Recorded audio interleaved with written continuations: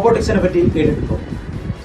ഈ ഒരു കാലഘട്ടത്തിൽ വളരെ ചർച്ചയായ വിഷയങ്ങളാണ് artificial intelligence, AI and robotics. ഈ ആർട്ടിഫിഷ്യൽ ഇന്റലിജൻസിന്റെയും അതേപോലെ റോബോട്ടിക്സിന്റെയും തരംഗമാകുന്ന കാലഘട്ടത്തിലാണ് ഞങ്ങൾ ഓരോരുത്തരും ജീവിക്കുന്നത്. മനുഷ്യന്റെ പ്രവർത്തനങ്ങളെ സഹായിക്കുക അല്ലെങ്കിൽ മനുഷ്യന്റെ പ്രവർത്തനങ്ങളെ ലഘൂകരിക്കുക എന്നതാണ് റോബോട്ടിക്സിന്റെ കടമ. മനുഷ്യൻ ചെയ്യുന്ന അതേ പ്രവൃത്തികൾ തന്നെ റോബോട്ടുകളുടെ സഹായത്തോടുകൂടി ചെയ്യാനുള്ള സാധ്യതയാണ് ഇത് നമുക്ക് തുറന്നു വരുന്നത്. എഞ്ചിനീയറിംഗിൻ്റെയും സാങ്കേതിക വിദ്യയുടെയും സങ്കലനമാണ് റോബോട്ടിക്സ്. ഒരു വ്യക്തിയുടെയും സഹായമില്ലാതെ ചുമതലകൾ ചെയ്യുന്ന യന്ത്രമാണ് റോബോട്ട്. റോബോട്ടുകൾക്ക് മനുഷ്യനെ പോലെ ആകൃതി ഉണ്ട് എന്നും അതിനാൽ ഇത് മറ്റൊരു മനുഷ്യനാണെന്നും പലരും തെറ്റിദ്ധരിക്കാറുണ്ട്. എന്നാൽ നേരത്തെ നിശ്ചയിച്ചുറപ്പിച്ച പ്രോഗ്രാം ചെയ്തു വച്ചിരിക്കുന്ന പ്രവൃത്തികൾ മാത്രമാണ് റോബോട്ടുകൾ ചെയ്യുന്നത്. Mechanical, electrical, electronics, computer science തുടങ്ങിയ മേഖലകളെല്ലാം കൂടി ചേർന്നാണ് ഒരു റോബോട്ടിൻ്റെ നിർമ്മാണം. ഒരു റോബോട്ടിൻ്റെ ശരീരം മെക്കാനിക്കൽ എഞ്ചിനീയർമാർ നിർമ്മിക്കുമ്പോൾ അതിൻ്റെ നാഡിഞരമ്പുകൾ ഇലക്ട്രിക്കൽ എഞ്ചിനീയർമാർ നിർമ്മിക്കുന്നു.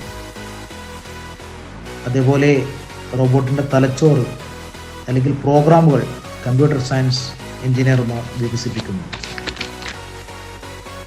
അതുപോലെ തന്നെയാണ് ആർട്ടിഫിഷ്യൽ ഇൻ്റലിജൻസും. നമ്മുടെ ദൈനംദിന ജീവിതത്തിലെ പല മേഖലകളിലും വളരെ സ്വാധീനം ചെലുത്തുന്നുണ്ട് ഈ ആർട്ടിഫിഷ്യൽ ഇൻ്റലിജൻസ്, AI. ഉദാഹരണമായി പറഞ്ഞാൽ, നമ്മൾ കമ്പ്യൂട്ടറിനോട് ചെസ് കളിക്കുന്നു എന്ന് സങ്കല്പിക്കുക. ഒരു സൈഡ് കമ്പ്യൂട്ടറും മറ്റേ സൈഡ് നമ്മളും കളിക്കുന്നു. ഇതിൽ കമ്പ്യൂട്ടർ ചെയ്യുന്നത് ആർട്ടിഫിഷ്യൽ ഇൻ്റലിജൻസ് ടെക്നോളജിയാണ്.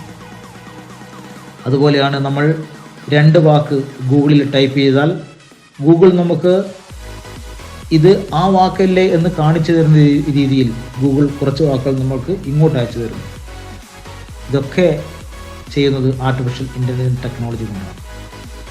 അതുപോലെ യൂട്യൂബ്, സിറി, അലക്സ തുടങ്ങിയവയെല്ലാം ആർട്ടിഫിഷ്യൽ ഇൻ്റലിജൻസിൻ്റെ സാധ്യതകൾ ഉപയോഗിച്ച് ചെയ്യാവുന്നവയാണ്. കമ്പ്യൂട്ടർ സയൻസിൻ്റെ ഒരു ശാഖയാണ് ആർട്ടിഫിഷ്യൽ ഇൻ്റലിജൻസ്. മനുഷ്യൻ ബുദ്ധി കൊണ്ട് ചെയ്യുന്ന കാര്യങ്ങൾ യന്ത്രങ്ങൾക്ക് ചെയ്യാൻ സാധിക്കുമെങ്കിൽ അതിനെയെല്ലാം നമുക്ക് ആർട്ടിഫിഷ്യൽ ഇൻ്റലിജൻസിൻ്റെ പരിധിയിൽപ്പെടുത്താം.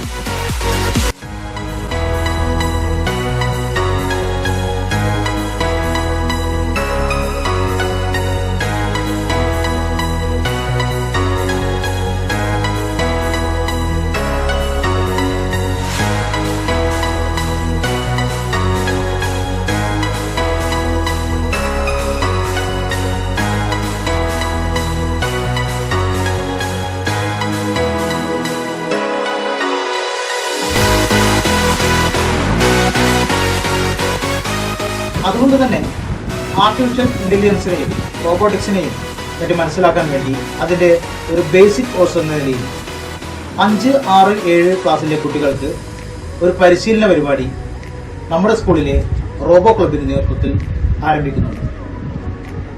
അതിലേക്ക് കുട്ടികളുടെ താല്പര്യമനുസരിച്ച് കുട്ടികൾക്ക് അതിൽ ചേരാവുന്നതാണ്.